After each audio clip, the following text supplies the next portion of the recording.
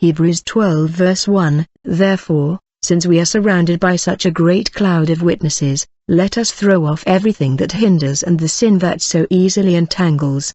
And let us run with perseverance the race marked out for us. I come to share the revelation of May 2, 2011. After we had prayed, we continued with the Sabbath worship, and at around 11 a.m. the Lord gave us another revelation. While the pastor was preaching, the Lord showed me a woman. He told me, look at her. When she was still on earth I really loved her, and when I looked at this woman she was dressed in a short skirt with a short-sleeved t-shirt, and she lived like a pagan in the world. I watched the lady joining a liberal church where you can dress anyhow. She was allowed to dress like those of the world, thus she continued to dress like that as her outfit had not changed. In fact, nothing had changed, and sometime later the Lord showed me this sister again. However, this time around she wore a long loose skirt beyond her ankles with a long sleeve that was loose and a headscarf, for she has joined Narrow Door Church and has become an authentic Christian. And the Lord said, look at the life of this woman on earth.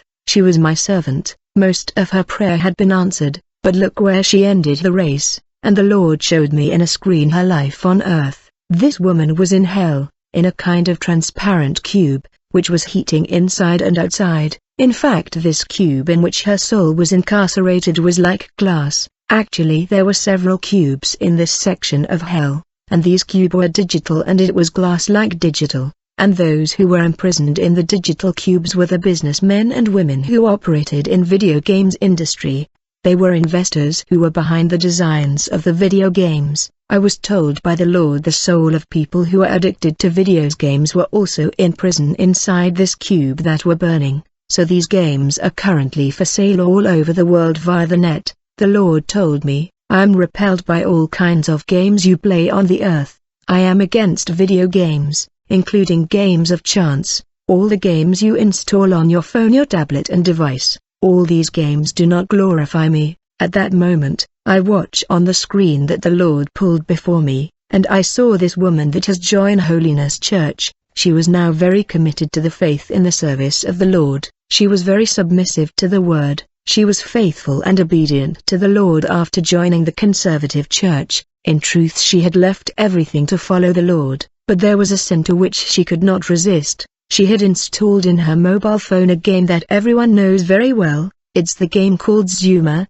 The lady had accepted the Lord very young when she was only 22 years old. I saw that she was not married and had no children. She remained that way without getting married and without child until her death at the age of 38. However, prior to her death, the Lord has warned her against video games many times through his servants, telling her to separate from this entertainment of the devil. Moreover, the Lord had intervened by means of her own mouth through prophecy to warn and forbid her to play this game. The lady was God-fearing and she was running the race very well. This game was the only thing that still dragged her in the world. It is written, therefore, since we are surrounded by such a great cloud of witnesses, let us throw off everything that hinders and the sin that so easily entangles, and let us run with perseverance the race marked out for us. This lady often said in her heart, help me Lord, you know I can't live without it, please help me. But the attitude with which she said these words was not that of someone who was sincere.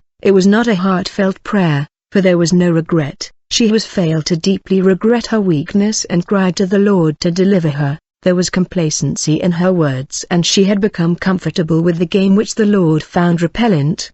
The lady did not want to give up this sin. She felt pleasure in playing this game. When the Lord saw that she was hardening her heart, she did not want to listen to him. The Lord left. As a result, she regressed considerably in faith. She no longer meditated on the word. She hardly prayed anymore. When she went to the church, it was with a lot of heaviness. She had become more and more addicted to the game, and Satan injected more thought into his mind, telling her, look how long you have been serving your God. You spent many years serving your God, but he gave you neither husband nor children. You are alone, and he will give you nothing. Renounce him and serve me fully. I want to reward you. I saw Satan bursting into sadistic laughter as he whispered in the ears of this lady. When he reminded her that she was still single, no man was coming for marriage, she was then discouraged. Finally, she had given up everything despite the fact that church members were supporting her to return to the Lord. She no longer manifested the desire to return to church.